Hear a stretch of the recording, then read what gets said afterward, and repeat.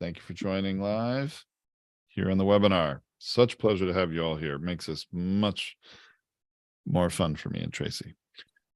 All right, we're live. Who doesn't Welcome, who doesn't love a live audience, right? Yeah, absolutely. Actual talking to people. Now, here's a strategy, right? Sometimes we get caught up in the microphone and us, and we forget that there's an audience on the other side of our podcast, right? I don't know that I forget that. I guess maybe we don't, but we've been doing it time. Yeah. Yeah. But in the beginning, it's not easy. So knowing who your audience is and or creating a live stream situation like we do here every week to demonstrate how it works to you is a great way for you to get started and have that audience connection, that performance quality where you do a more dynamic podcast episode because of it, right? Because you are performing. And, hey, only before we get started here, I'll just mention, so one of our people live here with us is Wayne King, who has a few podcasts hosted with us. And Wayne and I have known each other since the mid-'80s, probably a little earlier than the mid-'80s. And there we have a common summer camp, which is honestly doesn't do it justice to call it that, honestly. But very meaningful summer camp, like you go to all summer long. It's not like go for a week, right? And anyway, it's got a lot of history. It's 120 years old. And the reason I want to mention it is I saw some posts on Facebook this week about the camp and some historical photos and things, which brought me back. And I just want to point out to everyone that posts on social media about your podcast or related in any way to your podcast make a big difference and keeps your show in people's minds. And so anyway, for what it's worth, social media can be a powerful touch point for your listeners. Today, we're not talking about social media. I just want to mention it because it's on my mind because I saw this post and I thought of Wayne and his podcast. So there you go. For what it's worth. Sounds all good. Right. So Tracy, let's see. Wow, we're getting more people joining. Thank you all for joining. We're about to record our episode. And the topic for today, which I know I have here. Oh, I forgot to drop it in for you. Sorry. No, that's all right. I realized I didn't drop it into Zoom for you. So I had it in the calendar, but I don't have the latest and greatest. There you go. Description. Yeah. I knew that was the title. The description is I just made up on the fly. Oh, good for you. Sometimes our person who normally updates it was out sick, so I just made it up on the fly. So all right. Well, good. I think this title will get people's attention. Okay, well, let's start. Let's not give it away so we don't do what we did last week. No. But I'm curious to hear what you have to say about it. So, okay. Welcome to Feed Your Brand. I'm Tom Hazzard here with my co-host Tracy. Today, we're going to talk about fear-mongering podcast host style. Is this sustainable and effective? Now, Tracy, there is a lot bottled up in that title. So can you unpack that a little bit for us? Well, look, that term fear-mongering is really going around as a trendy title topic angle to take on with blogging. So it really comes from this idea that we create a sense of fear in the titles, like you're going to lose out, that like this is happening, like don't do this. Like, think about that. It's kind of how many times do we see those titles and we click on them? But does that same model work in a podcast? And I have to think that if you are doing them, that this model of what is very commonly called clickbait, right? It is a short thing. It works in TikTok all the time. It works in Instagram stories all the time, right? These work in those shorter form content. But is this something that I want to consume on a long form video or in a long form podcast? And is an entire show that is focused around this style going to be sustainable from a subscription level? Am I going to subscribe to it and come back and listen to every episode? Is it binge worthy at the end of the day? And that's what I really kind of wanted to tap into today, is like, look, this works on occasion. But if your entire long tail show, right, the entire thing is focused on this sort of heightened anxiety that you're creating, it's not a sustainable subscription model. This is not a binge-worthy model.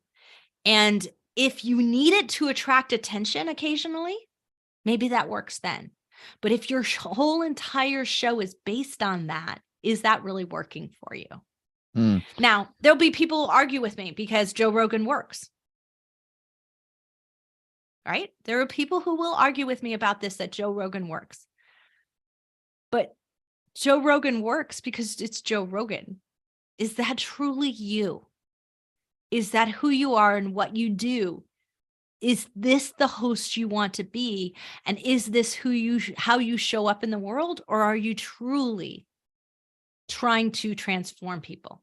Are you truly trying to help them move forward? Are you truly trying to provide an impact and change in the world? And if that's the case, this cannot be what your show is all about. This cannot be what every week it's like, because it's too much anxiety for me to choose it again and again and again, unless I only want to live in fear and I have no intention of creating movement, creating an impact, of making a change.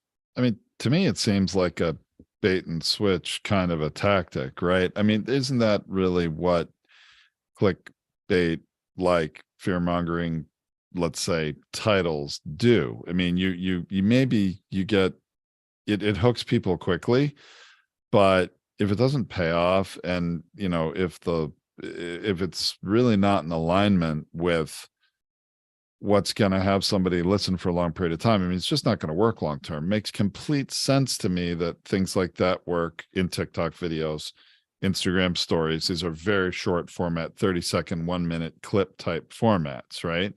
And even that it works to get people to open an email if it's an email subject line, in those sorts of applications. I think those things might work to get you to open it, but then what?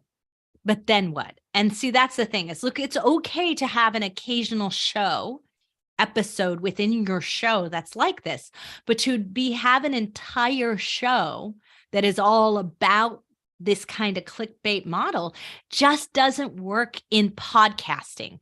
And here's why I think it doesn't work: because it's not a push media. I don't push it into your feed in that way. Someone chose to subscribe to me. And do we choose to subscribe to things that make us mad, drive us crazy? There may be a time and a place for that, but that may not be for you and for your style, right? And that's what we really have to think to. At the end of the day, what are we selling? What kind of community are we creating? What kind of mission are we on? And if it isn't just a mission of creating a community of hate, a community of fear, if that's not our sole job in the world, right? Look, being a provocateur, okay, that term, right? That's Joe Rogan's job. It sells ads, gets people to stay on his show and listen so that they make money off of ads. There is nothing else that he sells. He's a vehicle for advertising.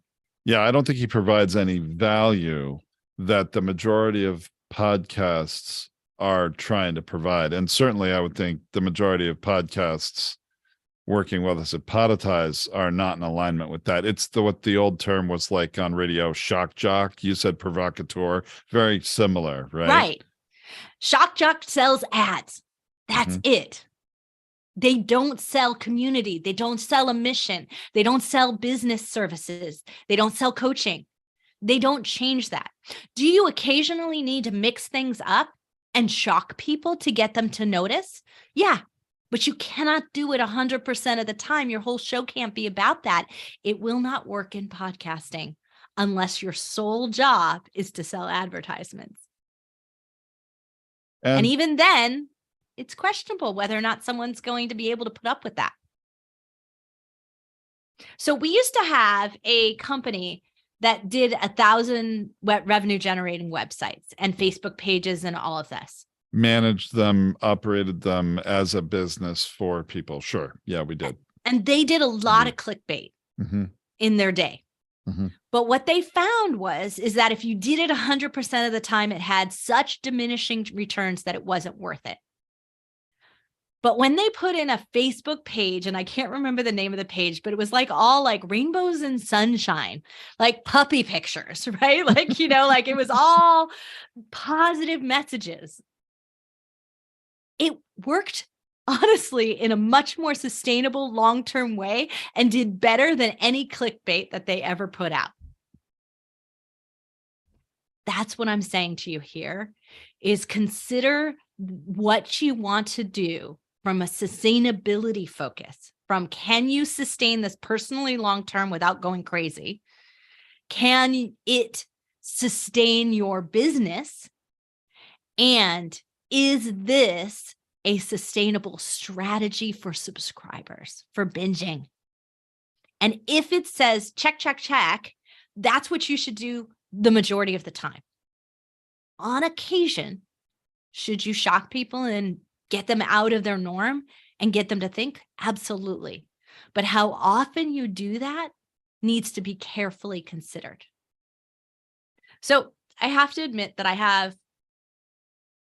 I swear, I bet you most of my audience would never know that. Tracy, come on. Right. Tom knows me really well. We've been married a long time, right? He knows that I can drop an F-bomb like nobody. But I don't do it often. Because if I did it all the time, it would lose the impact when I did do it. Think about it like that. How can we drop a shocking title that truly delivers on its other side, right? Is not clickbait, because that's not who you are. It's not how you want to show up in the world. You wouldn't sit here listening to my show here right now, listening to Feed Your Brand, if you didn't want to make a difference. If you weren't looking to build something, grow something bigger, right? That's not who you are listening to me. So it's not the advice I need to give to you here. The advice I need to give to you is that sometimes we do need to shock our audience into hearing something in a different way, making sure they don't miss out on this episode for a particular reason, right? But we must deliver on the goods on the other side of that. Right. See, you're talking about putting a point of emphasis on something for a good reason, or another way to say it is when you do it, there should be a good reason why you do it.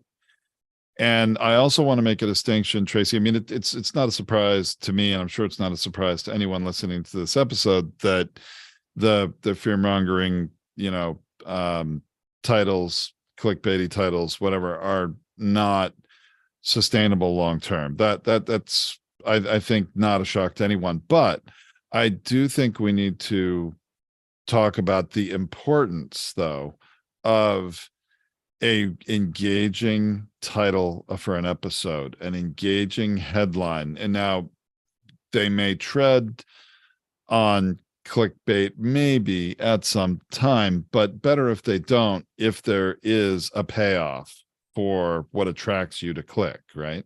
Yeah, I'm a bigger fan of the question title, right? Because I think it gives this open-ended of is it worth it or not? Right? Or should you or shouldn't you? Right? Thinking those things through give an opportunity for you to give a better payoff. And it also puts me in that question of I don't know, should I do it? Is this? Well, to me, that's it. Building curiosity or piquing curiosity and building anticipation are excellent things for a title of an episode to do. Actually, even for a title of a show, for that matter, to do.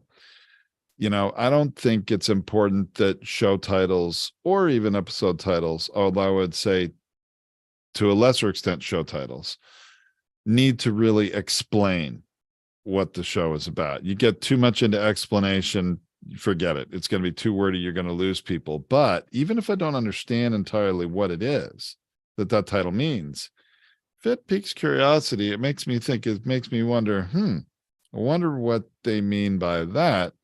They're going to click to find out more. And then you've achieved the goal of getting them to try and listen, right?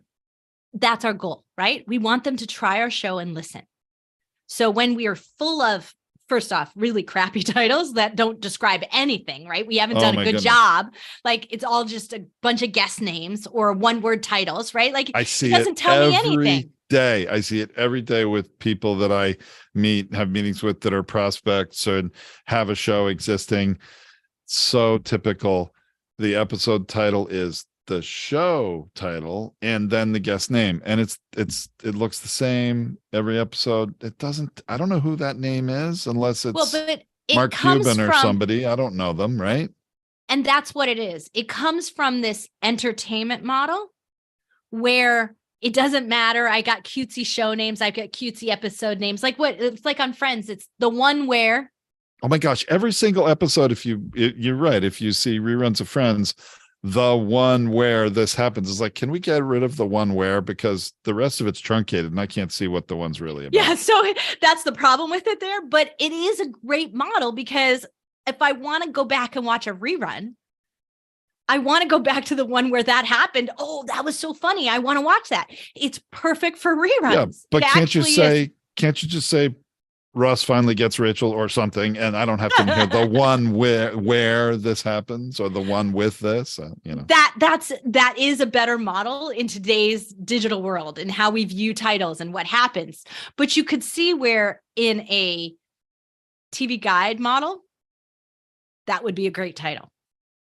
Because it's not again and again and again in streaming. What's that, Tracy? I know, but it's really old school. But that was it. It would show up and it would say Friends, the one where it would be the only thing in the list, right? That was built for a different model. And when we apply an old school model to podcasting, it doesn't work. When we apply an old school model to streaming on Netflix, it doesn't work. Or Hulu or whatever it is, right? It doesn't work. And that's what we're trying to point out to you here, that Jerry Springer mentality, as somebody typed into our chat here, right? That Jerry Springer mentality worked when you didn't know what you were going to encounter in that episode. But it doesn't necessarily work when I'm choosing your show. When I'm choosing to go through this, the pondering a question might be something that resonates better with me. That's what we really want to model here is the only way that being a shock jock works if it's your sole brand identity and it is all that people are subscribing to. They want to hear what you have to say next. Because it's going to be so controversial or shocking or maybe, Right. It's my favorite part about Private Parts, right? That movie. So when you want to know what Howard Stern, it was the original, like the great example of a shock jock, right? And when they did his ratings, there's a great line in the whole movie where they're talking about how they want to get rid of him. And they say, but his ratings just came out. And it's not only ratings, it's ratings with a survey. Oh yeah, I think they said, people that love him listen for something like 45 minutes average a day, and the number one reason is they want to hear what he has to say next. And then somebody asks, well, what about the people that hate him? Oh, well, they listen to him for about an hour and 15 minutes every day. And like, well, they hate him. Why do they want to listen to him? He says, well, because we want to hear what he's going to say next, right? The number one reason we want to hear what he's going to say next, right? That's the Joe Rogan model. Right? That's the model of podcasting, but it's all on you. That is too much heavy lifting. If you don't have the budget, you don't have Spotify spending $140 million on you or whatever the money was, 120 million, right? Yeah. And pouring money into advertising for your show, right? It doesn't work in a model where it's pull. Where I go into Apple, I go into Spotify, and I type what I'm looking for. Am I really looking for hate? Is that what I'm going to type into the search engine? And is that going to show up? Now, if I type in and your show shows up and all your episode titles scare me, is that going to attract me to even give it a try? This is why we want to have a mix of emotion, a mix of different types of titles, a mix of where we're going on our journey, and maybe questions. Because if it's an open-ended question and I don't know what the answer is, I'm more likely to click it and try it. Is this sustainable or not? Is this sustainable or effective? That's what our title is here. We're leaving this open-ended because you might be considering a shock host style for your show, but you want to know, is it worth it? That's the question we're answering on this show today, why you might have chosen to listen to it if you've never listened to our show before. If you listened to our show before, you know that I don't say the typical things. So Tom and I don't give the typical advice. And here's what we want to point out to you. When we look at the numbers behind the scenes, and we look at the numbers, because we created the algorithm to look at the numbers behind the scenes. When we look at the numbers behind the scenes, what we clearly see, just like that company that had 1,000 revenue generating websites and Facebook pages, positivity flies. Positivity has higher subscriber rates. Positive outcomes, communities, shows that deliver results have higher ratings, have higher numbers, have higher scores in our Podluster system. These work. They are sustainable. That doesn't mean that occasionally a title that has a scare tactic to it isn't important to get your audience out of its space, right? Because I have to say that, right? Like rainbows and sunshine and puppies have a place for me, but I also don't want falsely positive environments who isn't going to help me figure out it when I'm in a deep problem, right? And podcasting is a great place for problem solving, for moving me out of something stuck into someplace good. So that answer isn't always just think positive, right? Mixing it up really helps here to make sure that people know that I live in the real world. And I'm going to really help them change and make a movement, right? That might be it. Now, your message could be completely positive. That's who you are. That's what you do. That's what your brand is about. That's what people are looking for in you. They can choose another show to give them the balance. You have to stay true to you and your brand and what you provide and how you show up in the world and what you bring. And if it's fear, then that's what you bring. But if it's positivity, that's what you bring. But most of us live in the real world and have to bring real world results to our clients, to who we coach, to our podcast, to our listeners. We need to give you that mix so that you can move through whatever it is you need to move through at this moment. That's what we provide, and that's what we provide again and again. And when I know that I can count on you, then I have a sustainable, binge-worthy show that you're going to subscribe to because you know that I'm going to be there for all the different aspects of your marketing challenges, your podcasting challenges, your human growth challenges, whatever they might be, your personal growth challenges, right? What is it that you need to show up for in the world, and make sure you're providing a great mix of that. And you're attracting your audience at whatever stage they might be at. That's a sustainable and effective strategy. Sounds great, Tracy. I don't really have much to add to that. I mean, I think you said it very well. There's always a place for controversial titles, ones that get your attention. But at the end of the day, what you're really saying is that the kinds of podcasts people want to come back and listen to again and again are providing value, have integrity, and there is an obvious payoff or value proposition. It's just not the salacious detail, the empty promise, without that delivering on habits. the back end. Yeah. I mean, we see it all the time. What is it, Tracy? Gosh, you wrote an Inc. column for 4 years, and Inc. always wanted you to use something in the title that they knew was going to get people's attention, like mentioning Elon Musk. Elon Musk does this every single day. So should you. Even though that's Elon the Musk has positive nothing title. to do with really, he wasn't interviewed in your article. It wasn't, he wasn't speaking to you. They're just looking for the titles that are going to get people to click. Right. Right. It's the opposite of that, though, right? They wanted a title, and I would have to spin it to something that would be like, you should do this too, right? Because it's positive. But the opposite of this is that, like, there was the other one that they would want is an airline, right? Delta Airlines just changed this about the design of their planes, and it's going to make you not want to fly ever again, right? Or something like that. Like, that would be the title. Now, please, Delta, don't send me messages. Like, I'm not knocking Delta. In fact, I'm flying you in a month.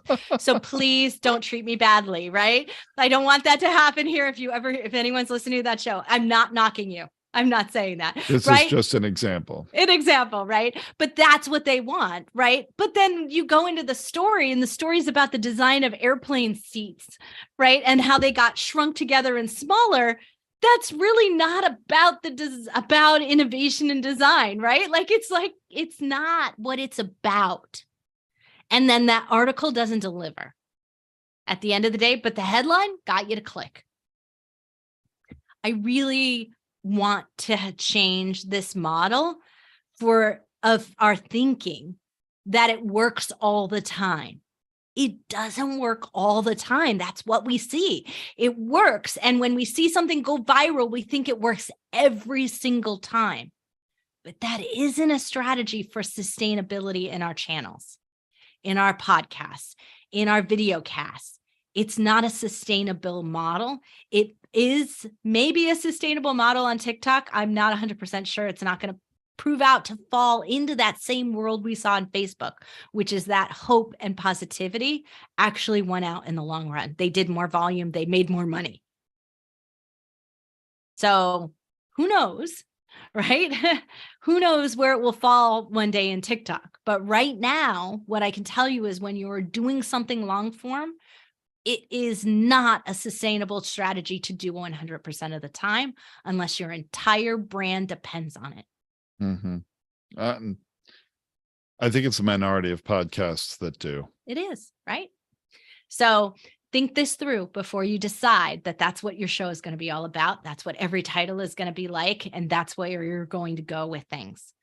It also is extremely difficult to maintain, right? It can't be 100% of what you are like every single day. Maybe it is. Then at least it's authentic and it's sustainable for you. Maybe. But gosh, I don't know if I can get angry. I can get frustrated. You guys heard my rant about emails and the podcasting privacy and how I really feel about Spotify and Apple and what they've done there. And if you didn't, you should go listen to that episode, right? Like, because you'll catch it at the end, right? Go listen to that live stream. But the reality is that that's not a sustainable way for me to live. It's not sustainable for most people to maintain that kind of energy. I don't think it's necessarily healthy either. Right. But we could go on. We could go on and on, but we're not going to. So, because that's not what this show is about. Show is about giving you sustainable strategies that you can use that are going to work most of the time, right? That doesn't mean, and we've got an upcoming episode in about a month about breaking the rules. When can we and should we break the rules? So you're going to want to tune in. Make sure you friend us everywhere on social media or in your favorite platform so that you'll be notified when we go live. And that way you won't miss out on that future episode, which isn't coming up till May, I think. So if you're listening to this and recording, you might have missed the May one. And remember, that's what the podcast is for. We will always catch up on the show, on the podcast. That's what Feed Your Brand is for you to be able to go back through, easily find any of the topics that we've talked about, or easily find the answer to your burning question and what you're dealing with and what topic you need to have answered right now. And if it's not there, make sure you use our resources and send us a message, because we will cover it in a future episode. And just one quick reminder about that: when you go into any of our blog posts for Feed Your Brand, which are on podetize.com, there is a search bar, and it's a really good text-based search on any podcast-related topic that, if you have a question, type it in there and you'll get search results of a bunch of different episodes and articles that hopefully can help you move forward in your podcast journey. And we also have a word cloud over there on the sidebar, which is really useful too. So if you're really not sure, like, what are most people struggling with, I guarantee you it's one of the bigger words in the word cloud. Guest interviews, I think it's one of the large typeface. So you might find something over there as well. All right. Thanks so much for listening, everybody. We'll be back next week with another great episode. Till then, it's been Tom and Tracy on Feed Your Brand. Okay, we got a couple of questions I want to make sure we addressed. I didn't want to interject it into the episode, but Wayne King asks a really interesting question about hope mongering, to flip it. And that might be a different episode, but interesting. Is it okay, or does it also suggest a podcast that's dull and predictable? I don't know that I would say dull and predictable. Would you? Look, I think that the general tone of a show being positive is a good thing, right? Like, what is my general tenor and tone? My general tenor and tone here on the show and on the Binge Factor is confidence. You got this. And if you don't have the answers, I'm going to help you find them. I'm your guide for that, right? That's confidence. It's different than like all sunshine and rainbows and all you ever have to do is think positive, and that will give you the answers. That's not my show, but it might be your show. It might be someone's show. That might be what their brand is about. And if that's the case, then it has to be sustainable, because that's their model of business. It's who they're attracting. Someone who needs to live in hope, right? They might need to live in it right at this moment in time. I don't know that I think that a show that doesn't go through a range of emotions is realistic enough for podcasting. That's where I think that we pop in and out of shows like that. I might need some major amount of puppy love right at now, and I will pop onto the puppy Facebook page or the puppy Instagram, right? That's what I'm looking for. I need it. Just like I do this in real life, right? We do this in real life. I need to get down and cuddle with my dog today, right? This is what we need, because I need some unconditional love today. I had a rough day. That's a great place for you to show up in the world. But you have to remember that I don't know that I'm going to live in that world 100% of the time. It's an antidote to what I might be experiencing. And it has its place, and I know exactly where I want to go. I'm going right to that hope place. But it's just like fear. If I live in it 100%, it's maybe not great for me. It's not realistic enough. It doesn't help me work through my problems. It doesn't help me think things through in a realistic way, because the answer to everything isn't just think positive, right? I actually just did this on a show I was interviewed for a show yesterday, and they asked, and it was about the walk to wealth. And I thought it's a great title. John Mendez, I love his show. He's got this huge amount of energy. He's young. He's excited. He also understands, like, his audience are those with no wealth. They have nothing right now. They're starting from nothing. So if my answer to it is just imagine yourself wealthy, like, that's my answer to that question that he asked me, which is, what is the most critical thing that I can do to take the path on the walk to wealth? It's the first step. It's actually taking action. It's taking a step. That's more valuable than any other piece of advice, right? And that's important for us to remember, is where along the path are we and what do we provide? And sometimes we need to provide the positive thinking. Sometimes we need to provide a little bit of scare to get people to do something and take some action that they desperately need, and they need to get across a barrier. And sometimes our job is to just inspire them to action and take some realistic nitty-gritty steps that they need to do, even if they're not popular. Right? All right. Thank you for sharing that, Tracy. That's awesome. Okay. I don't know. I don't see any questions. Let me look quickly into our stream. And did you see that Charlotte mentioned she was a Delta flight attendant for 34 years? Yes, I know. I was like, that's hilarious. And let's see. Yeah, integrity. That's one of my pet peeves. People being out of integrity really irks me. I try very hard not to be out of integrity myself. But I mean, it's I don't know, just in general. But and this is a coaching model, right? When we're out of integrity, our audience knows. If we don't walk the walk, right? If we walked in and our doctors were smoking in the office, would we take their advice seriously to stop smoking? Like, we could smell it on them. We're not going to take them seriously if they tell us to stop smoking, right? Those coaches that don't always walk the walk, that don't live in integrity, or at least say, hey, I know this is the right thing to do, but I'm struggling too. Let's be honest about it. Right? Yep. If it's a struggle for you and being forthcoming about it, that's a way better strategy than pretending like everything's okay.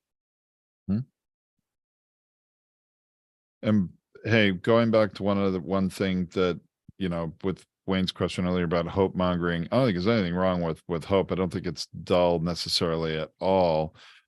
But the other thing I guess I want to share about podcasting, that I think, especially in your case with your sort of podcast, really you have the opportunity to do, which is what will keep people coming back again and again to hear the positive stories, is storytelling, bringing out your guest's story. Maybe things are positive now. Were they always that way? What was the journey getting there like?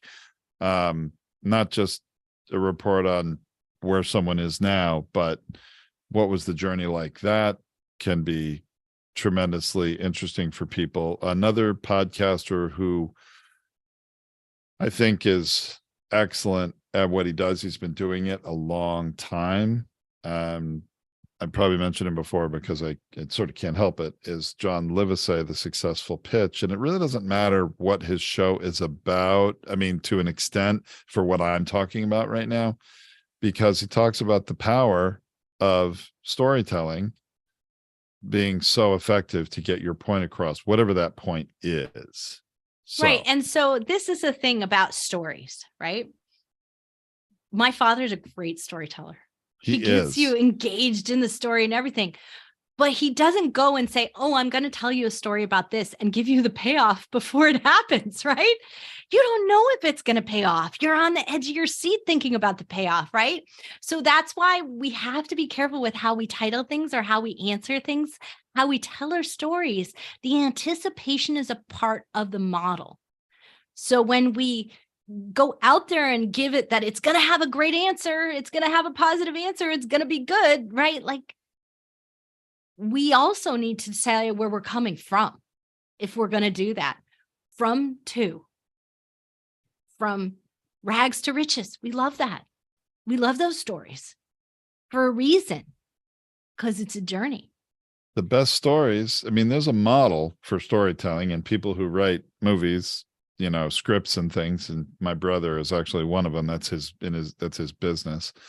But even if you read things about how to tell effective stories, or are trained in how to speak from the hero's journey, which is a story model, it always involves a crash in the story somewhere. There has to be a crash for it to really engage people and be a powerful story, at least according to that. I learned this from the stage the hard way. Right? I was in the midst of telling a story, right? And I told the crash. And I went on to because we were running out of time and it was a stage presentation, right? I told the crash and I went quickly onto my training part of it, the lessons. And I forgot to tell everybody that it turned out okay. And at the end, when I say, okay, does anyone have any questions? They're all going, what happened? Did it turn out okay? Did you lose your business? What happened? Right? I forgot to bring them back up. I glossed over and moved on. That happens, and we have to remember that they need to come back up, right? They need the payoff. They need to know the hope won, right? And so it is, and even if your story doesn't have a positive end, the fact that you survived is worth talking about. The lesson you learned from it is worth talking about, but you got to bring them back out of that hole. Don't leave them in the ditch. They probably didn't hear any of my lesson because I failed. Well, they were all distracted by the like, did it happen? That's a different situation when you're speaking from the stage, you're speaking to these people and there's not another episode coming, right? I mean, this is a one-shot deal. So that's important to close that loop. If you're in a podcast episode, if you want to leave someone sort of in a cliffhanger and they need to come back to the next episode, there's value in that too. And that's not necessarily a bad thing. It's called open looping, right? Too often we open loop and we forget to tell the other part of the story. We have 3 things and we forget to do number 3. We lose track of time and we don't do number 3. It's the one thing you're like, I'm sorry, I left you hanging. I forgot to give you number 3. Put it in social media, put it somewhere, give it to him. And you know what? Because he's on my mind, because we communicated with him in the last 24 or 48 hours, I want to tell the best open loop thing I've ever experienced in podcasting to get people to come back to the next episode. And Wayne, just knowing your show and the kind of show it is, it would take some planning, admittedly, some advanced planning to do this, but your show probably is a good one that you could do something similar, because your community of guests are all a part of the same community, and people tune in to like, ooh, who's he going to interview next? Do I know them? Do I not? What's their story type of thing. But podcast called Influencers. John Levy is the guest, and John Levy is a human behavioral scientist. The host. What'd I say? Guest? Yes. Oh, I misspoke. Thank you. The host, John Levy. He's a human behavioral scientist by education. And, he's been written up in major national magazines and the New York Times for having these sort of influencer events. And it has a lot of integrity to it. I mean, he doesn't have a business purpose other than he wants to bring people together and connect them. Anyway, his podcast, he would always interview somebody that maybe you wouldn't know. You hadn't heard of them before, but they were, somebody of note, an Olympian, or maybe a successful business person, or, something like that. And the meat of his episode was an interview. But then they took the last 5 minutes of the episode, and it was a few questions he asks of next episode's guest. So he's already done the interview for that and recorded that episode.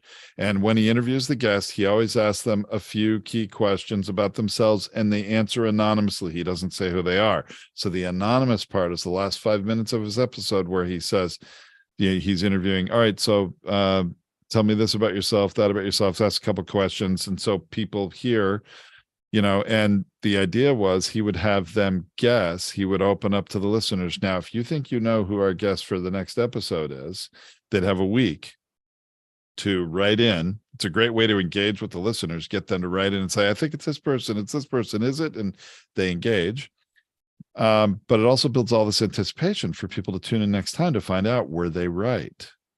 Or, I can't imagine who this is. I got to find out who it is, though. So they listen. And so they reveals who the guest is early in the next episode. So there's always that little mystery, that, think of it as a cliffhanger, as Tracy says, open loop to the new episode. And Wayne, I think within our community of people who are from Mowgli, which, if you didn't weren't here in the very beginning of this stream, there's an organization that we're a part of, that Wayne and I are a part of for like all our lives, that these community of people who are listening to your podcast, that kind of anticipation of you either teasing to who it is and telling you a few things they have to come back and find out, or if you record far enough ahead, ask that person some questions and have an anonymous part tapped on the end of your episode. Could be fun. In Wayne's case here, let's do a little on-air coaching here. But in the case of the story like that, because you have like, maybe if you're doing stuff where you've got alumni from all different age groups and other things coming back, right? They may not overlap, but the location overlaps. And so if you had like, you're going to want to tune in next week because you won't believe, you all know where the canoes are stored. You won't believe this story that happened in the 1980s, like, surrounding the canoes, right? Like, I mean, I'm just making you could but actually, Tracy, that's very plausible. You're not all that far off. Okay. I know teenage boys, and I don't think you've actually ever been there either, just have heard me talk about it and seen the pictures and stuff, but you're not that far off. But you're right. There are people for different age groups, and you could actually qualify it and tease to that. Hey, if you attended in the 80s, then you might remember this, right? Or whatever. But that can be a way, Wayne, that you can build a little more anticipation, a little more mystery, a little more motivation for people. Tying also to like, a story about what it looks like today. So like, hey, you're not even going to believe what the canoe area looks like today. I'll tell you about that on the show too. So like, you can even tie it into like bringing it into today. So there's one of those things. But I wanted to just mention briefly that Influencers was the name of the show, podcast with John Levy. So just straight type in. He's not recording any new ones, to be fair. Yeah, the last time he recorded was 2018. So he doesn't have it live on his website, or I'd have given you his website link, but you can go find Influencers on Apple, Spotify, and all the places where you listen to podcasts, because it's still out there, even though it's a pod-fated show. So you'll still be able to connect. You might want to listen to go back and listen to a couple of episodes just to hear the arc of the story and how that end open loop is, and then to the beginning of the next episode. You wouldn't have to listen to everything.